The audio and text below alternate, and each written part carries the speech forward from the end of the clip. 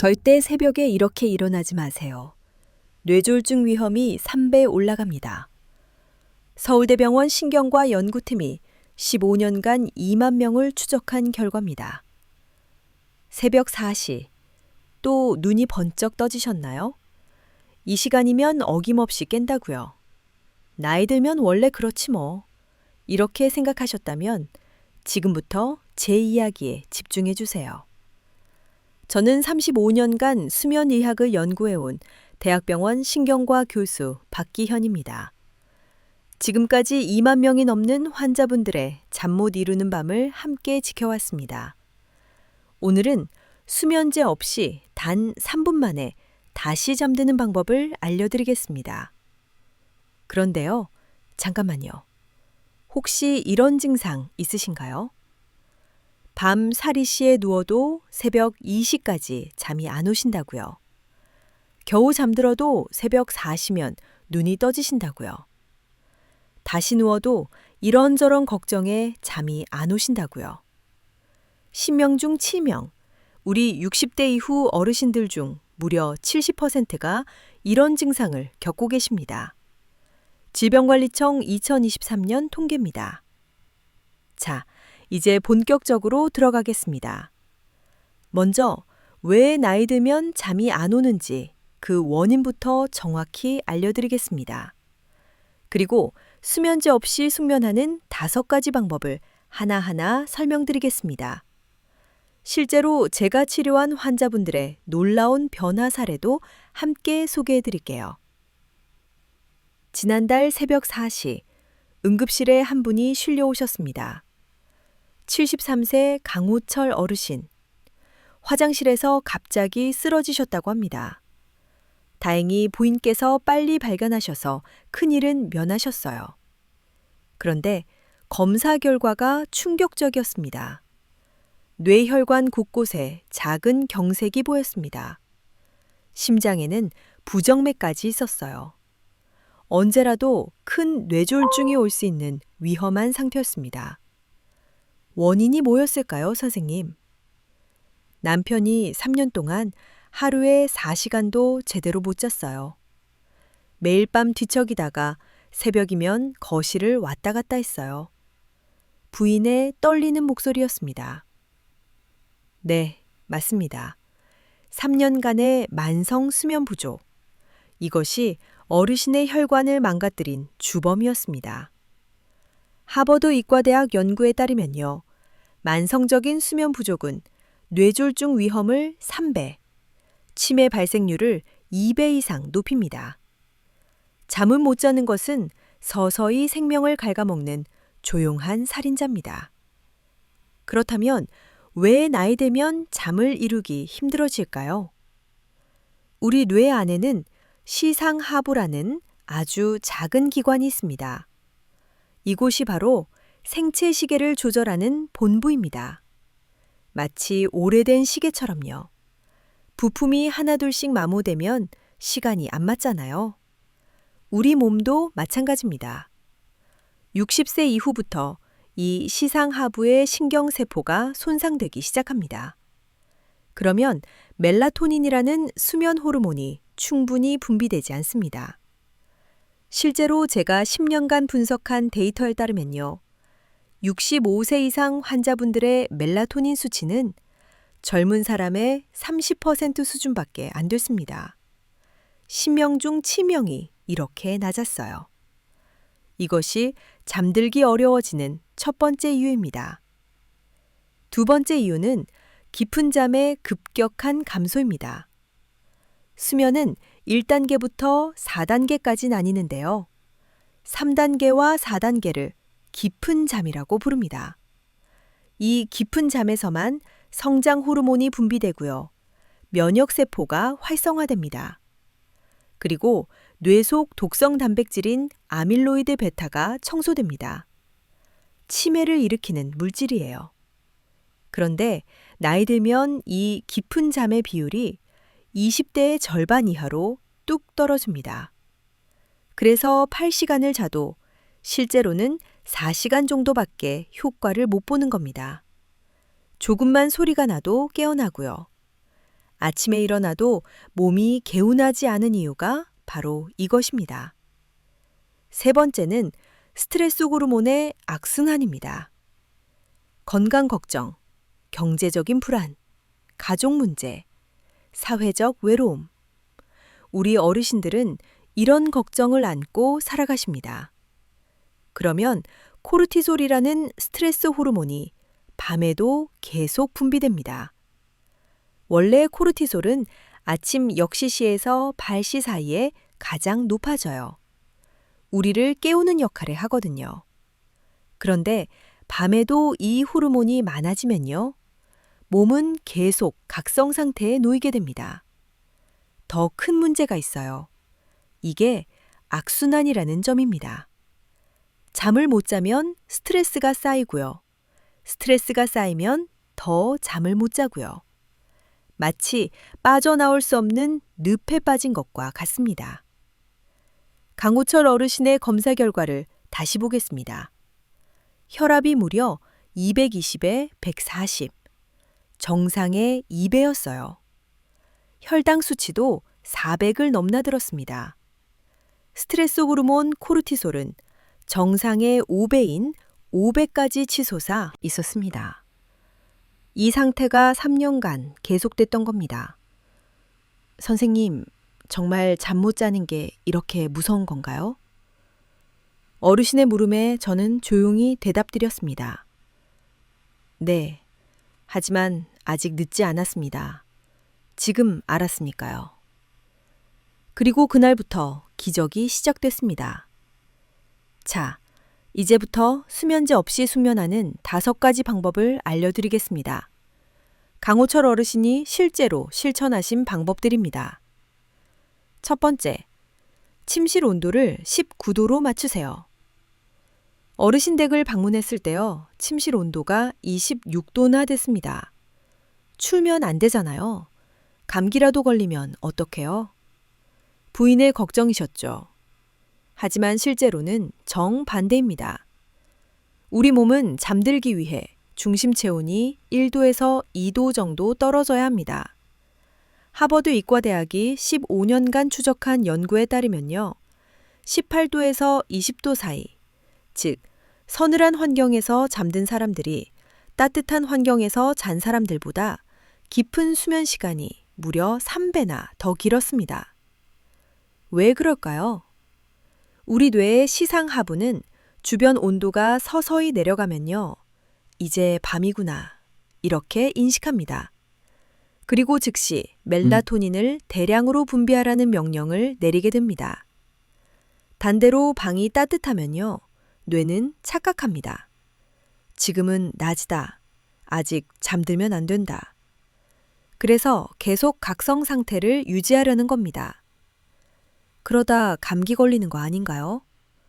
우리 나이에 감기 걸리면 폐렴까지 갈 수도 있다던데.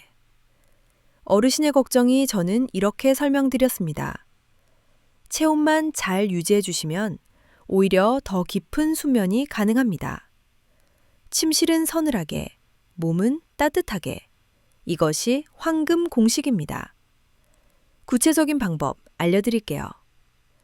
두꺼운 이불 한 장보다 얇은 이불 2-3장을 겹쳐서 덮으세요. 그러면 체온 조절이 훨씬 쉬워집니다. 중간에 덥거나 추울 때 한 장씩 벗거나 덮으면 되거든요.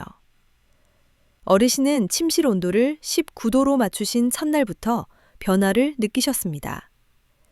신기해요. 처음엔 좀 춥다고 느껴졌는데요. 이불 덮고 누우니까 오히려 포근하더라고요. 그리고 뭔가 몸이 나른해지면서 저절로 잠이 쏟아지는 느낌이었어요. 두 번째, 저녁 악업시 이후에는 모든 불빛을 끄세요.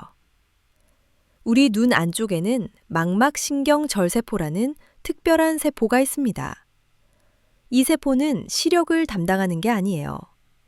빛의 밝기만 감지해서 뇌에 신호를 보내는 역할을 합니다. 아침 9시에 햇빛을 받게 되면요. 이 세포가 즉시 활성화돼서 뇌의 시상하부에 신호를 보냅니다.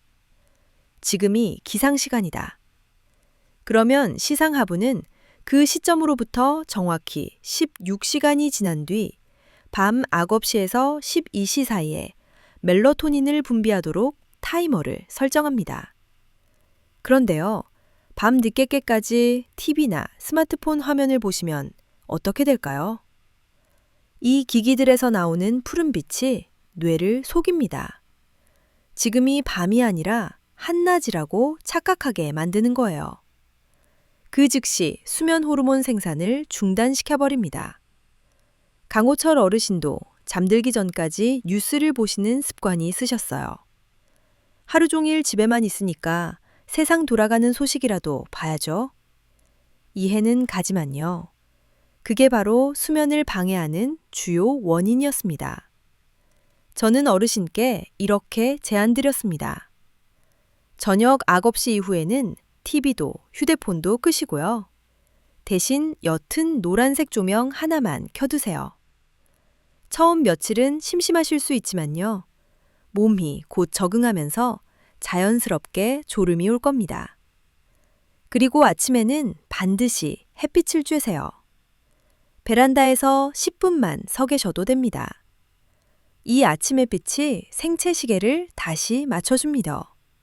밤에는 활기가 생기고 하세요. 이번엔 다른 환자분 이야기를 해드릴게요. 유구불 8세 최영순 할머니. 남편을 잃으신 후 심한 불면증을 겪고 계셨습니다. 선생님, 밤만 되면 온갖 걱정이 머릿속을 맴돌아요.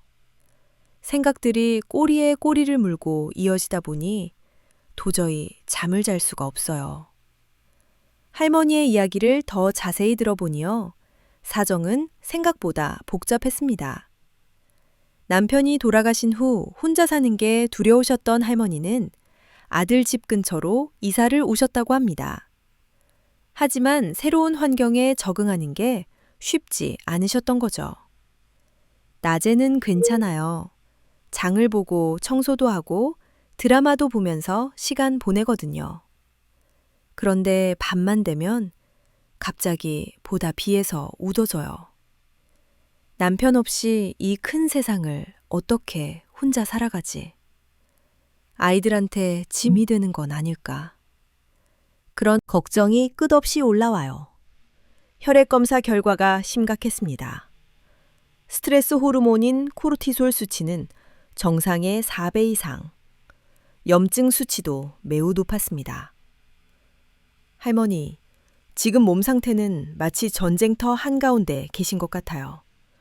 혈압은 치솟고, 심장은 빨리 뛰고, 온몸의 근육이 딱딱하게 굳어있는 상태에서는 그 누구도 잠들 수 없습니다.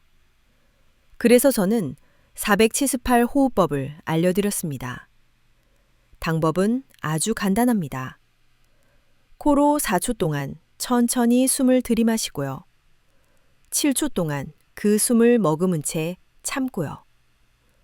입으로 후 소리를 내며 8초 동안 길게 내쉬는 방식입니다.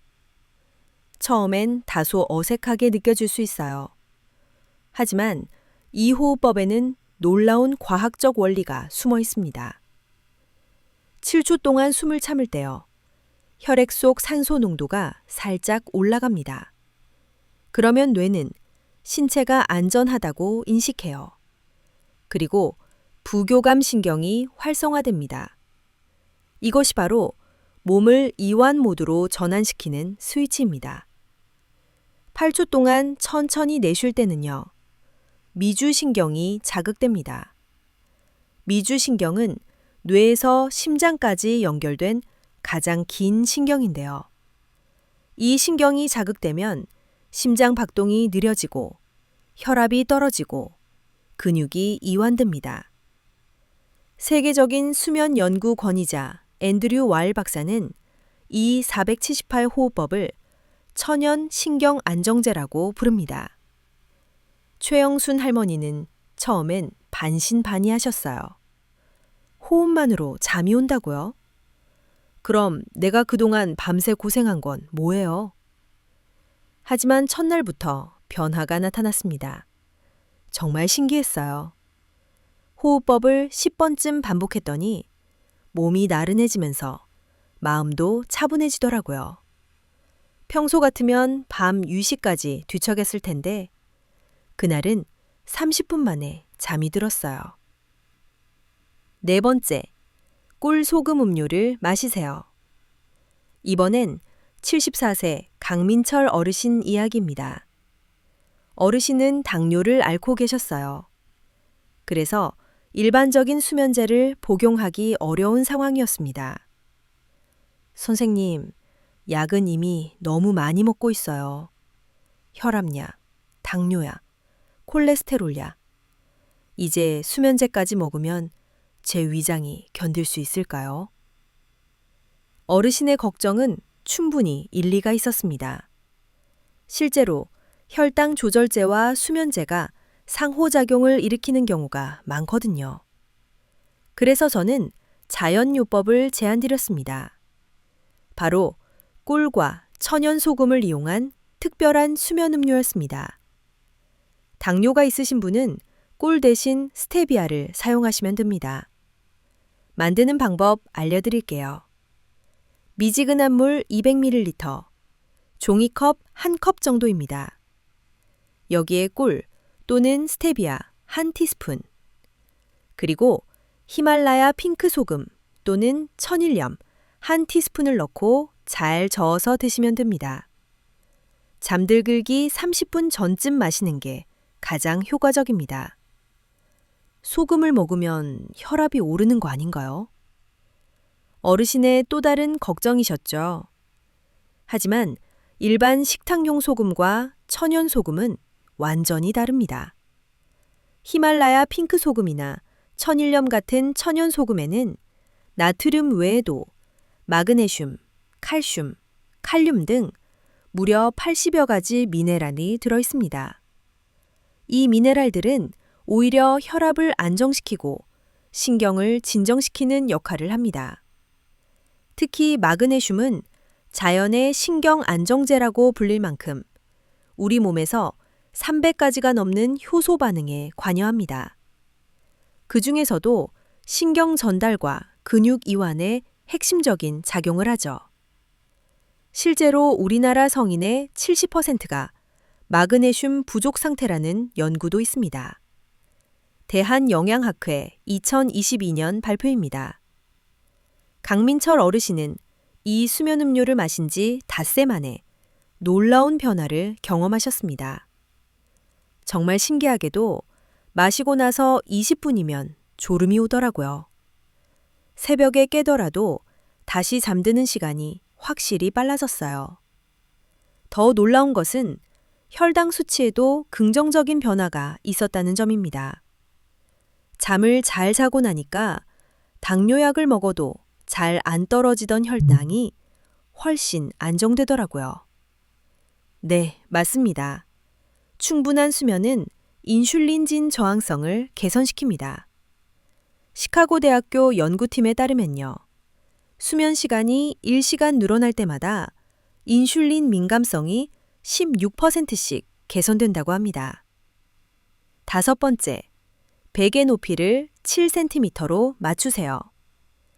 이번엔 66세 정수진 할머니 이야기입니다. 할머니는 목과 어깨 통증 때문에 밤마다 자주 깨어나셨습니다. 진료 중 할머니의 베개를 확인해 보니요. 그 높이가 무려 15cm나 됐습니다. 이 베개를 40년 넘게 써왔어요. 높아야 편하지 않겠어요? 할머니 말씀이셨지만요. 실제로는 이 높은 베개가 수면을 방해하는 주요 원인이었습니다. 할머니, 목뼈의 정상적인 곡선 혹시 알고 계세요? 저는 손으로 C자 모양을 그리며 설명드렸습니다. 목뼈는 이렇게 앞으로 살짝 휘어져 있어야 정상입니다. 그런데 너무 높은 베개를 오래 사용하면 이 곡선이 강제로 펴지면서 일자목이 되기 쉽습니다. 더 무서운 건요. 이 변화가 아주 서서히 일어나서 본인이 전혀 자각하지 못한다는 점입니다. 그럼 베개를 아예 안 대면 되나요? 할머니의 질문에 저는 고개를 저었습니다. 그것도 문제가 됩니다. 베개 없이 자거나 너무 낮은 베개를 쓰면 목이 뒤로 과도하게 젖혀져서 기도가 좁아지게 됩니다. 그렇게 되면 코골이나 수면 무호흡증이 발생하기 쉬워져요. 그렇다면 나에게 맞는 베개 높이는 어떻게 알 수 있을까요? 방법은 의외로 간단합니다. 벽에 등을 기대고 편안하게 서보세요. 그때 뒷머리와 벽 사이에 생기는 빈 공간, 그 거리가 여러분의 목 곡선에 맞는 최적의 베개 높이입니다. 대부분의 성인은 6cm에서 8cm 사이입니다. 평균 7cm 정도예요. 15cm 베개는 너무 높습니다. 정수진 할머니는 기존 15cm 베개 대신 7cm 베개로 바꾸셨습니다. 그날 밤 놀라운 변화를 경험하셨습니다. 40년 동안 높은 베개가 편한 줄만 알았는데요. 목이 이렇게 편할 수도 있네요. 아침에 일어났을 때 목도 어깨도 뻣뻣하지가 않아요. 하지만 더 큰 변화는 잠의 질이었습니다. 예전에는 조금만 소음이 나도 깼는데요. 요즘은 웬만한 소리에는 깨지도 않아요. 이 변화는 과학적으로도 설명됩니다. 목뼈가 정상 위치에 있을 때 기도가 충분히 열리고 호흡이 깊고 안정됩니다. 그리고 이 깊은 호흡은 뇌에 충분한 산소를 공급해서 깊은 잠을 유도하게 되는 거죠. 자, 지금까지 5가지 방법을 말씀드렸습니다. 정리해 드릴게요. 첫째, 침실 온도를 19도로 맞추세요. 둘째, 저녁 악업시 이후에는 모든 불빛을 끄세요. 셋째, 4복칠팔 호흡법을 실천하세요. 넷째, 꿀소금 음료를 마시세요. 다섯째, 베개 높이를 7cm로 맞추세요. 이 5가지만 기억하세요. 그럼 이제 처음에 소개해드렸던 강호철 어르신이 어떻게 완전히 회복되셨는지 그 이야기를 자세히 전해드리겠습니다. 어르신은 제가 알려드린 5가지 방법을 하나하나 체계적으로 실천해 나가셨습니다. 가장 먼저 환경 조성부터 시작하셨습니다. 침실 온도는 19도로 맞추고요. 습도는 55%로 유지했습니다. 베개 높이도 낮추시고 매트리스도 몸에 맞는 것으로 교체하셨습니다. 생활 패턴도 완전히 바꾸셨습니다. 잠들기 2시간 전부터는 모든 전자기기를 끄고 은은한 노란색 조명만 켜놓으셨습니다. 꿀소금 음료를 마시고요. 4복칠팔 호흡법을 10번 반복하셨습니다. 그리고 매일 아침 7시에는 베란다에서 햇빛을 받으며 가벼운 스트레칭도 하셨습니다. 처음엔 복잡하게 느껴졌지만 하다 보니 몸이 스스로 기억하더라고요. 놀라운 변화는 정확히 일주일 후부터 시작됐습니다. 밤중에 깨어나는 횟수가 5번에서 1번으로 줄었고요. 다시 잠드는 시간도 1시간에서 10분으로 단축됐습니다. 2주 후에는 더 놀라운 결과가 나타났습니다. 잠들기까지 걸리는 시간이 2시간에서 20분으로 줄었고요. 깊은 잠의 비율이 현저히 증가했습니다. 수면 다원 검사 결과 3단계와 4단계 깊은 잠의 비율이 치료 전보다 2배 이상 증가한 것으로 확인됐습니다. 그리고 3주 후 완전한 회복이 이루어졌습니다. 밤 이시에 자연스럽게 잠이 들어 아침 유습시까지 한 번도 깨지 않고 깊은 숙면을 취하신 겁니다. 정말 20년 전으로 돌아간 것 같아요. 이렇게 개운하게 잔 게 언제였는지 기억도 안 나요. 숙면을 취하자 어르신의 몸이 스스로 회복을 시작했습니다. 가장 먼저 변화가 나타난 곳은 혈압이었습니다. 220까지 올랐던 수치가 140으로 내려가 정상 범위에 들어왔고요. 혈당 역시 400에서 150으로 안정됐습니다. 더욱 놀라운 변화는 인지 기능의 회복이었습니다. 충분한 수면을 취하자 기억력과 집중력이 현저히 좋아졌습니다. 무엇보다요, 이젠 밤이 두렵지 않다. 그 말씀에서 진정한 회복을 느낄 수 있었습니다. 마지막으로 한 분 더 소개해 드릴게요. 6빛굿의 김영자 할머니입니다. 할머니는 무려 20년 넘게 노인성 불면증으로 고생하셨습니다. 여러 병원을 다니며 갖가지 수면제를 시도해 보셨지만 효과가 없었습니다, 선생님. 잠자는 건 이미 포기한 지 오래예요. 나이 들면 어쩔 수 없다고 생각했죠. 그냥 눈만 감고 있어도 쉬는 거라고 스스로를 위로하며 살았어요. 할머니의 첫 방문 당시요. 눈 밑에 깊게 파인 다크서클, 초점 없는 시선, 말끝마다 묻어나는 피로감. 20년의 불면증이 그대로 얼굴에 새겨져 있었습니다. 하지만 할머니는 마지막 희망을 걸고 치료 프로그램에 참여하기로 하셨습니다. 선생님, 정말 마지막이에요. 이번에도 안 되면 그냥 체념하고 살려고요. 그 말씀을 들으며 저도 마음이 무거웠습니다. 하지만 할머니는 놀라울 정도로 모든 방법을 성실하게 따라해 주셨습니다. 침실 온도 조절부터 빛 관리, 호흡법, 꿀소금 음료, 베개 높이 조절까지 하나도 빠뜨리지 않으셨죠. 첫 주에는 큰 변화가 없었습니다. 아직은 달라진 게 없는 것 같아요. 그래도 포기하지 않고 계속 해볼게요. 할머니의 의지가 정말 굳건했습니다. 2주차에 들어서면서 작은 변화들이 시작됐습니다. 새벽에 깨는 횟수가 조금 줄어든 것 같아요. 다시 잠들기까지 걸리는 시간도 조금 짧아진 느낌이에요. 그리고 3주차. 어젯밤에는 12시에 자서 아침 5시까지 한 번밖에 안 깼어요. 이런 건 10년 만에 처음이에요. 그리고 한 달 후 놀라운 일이 일어났습니다. 선생님, 어젯밤에 10시에 자서 아침 6시까지 한 번도 안 깼어요. 처음에는 꿈인 줄 알았어요. 몸도 안 아프고 머리도 맑고 정말 20년 전으로 돌아간 느낌이에요. 할머니의 변화는 잠뿐만이 아니었습니다. 일상생활 전체가 달라졌습니다. 아침에 일어나면 기분이 좋아서 청소도 하고 요리도 하셨고요. 이웃들과의 교류도 늘어나기 시작했습니다. 예전엔 늘 피곤해서 사람 만나는 것도 싫었는데요. 요즘은 친구들이랑 수다 떠는 게 정말 즐거워요. 삶에 활력이 생긴 겁니다. 그리고 더 감동적인 건요. 이제는 할머니가 다른 불면증 환자들을 도와주고 계시다는 사실입니다. 우리 아파트 단지에 저처럼 잠 못 자는 분들이 많아요. 제가 배운 방법들을 그분들께 알려드리고 있어요. 우리 모두 함께 건강해질 수 있습니다. 자, 오늘 내용 정리해 드릴게요. 나이 들면 잠을 못 자는 것은 자연스러운 일이 아닙니다.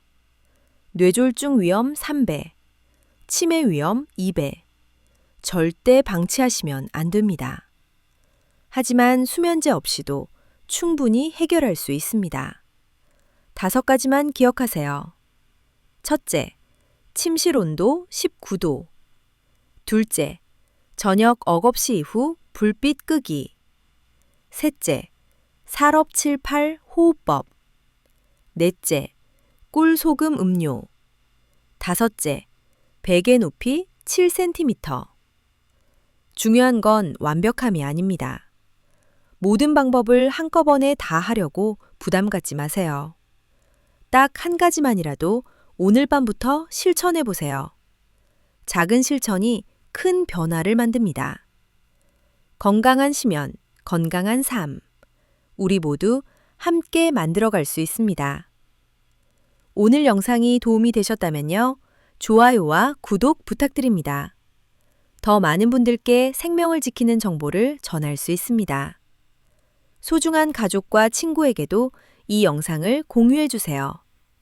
함께 나누는 건강 정보로 모두가 더 좋은 노후를 맞이할 수 있도록요. 저는 다음에도 유익한 내용으로 찾아뵙겠습니다. 건강한 하루 되세요. 감사합니다.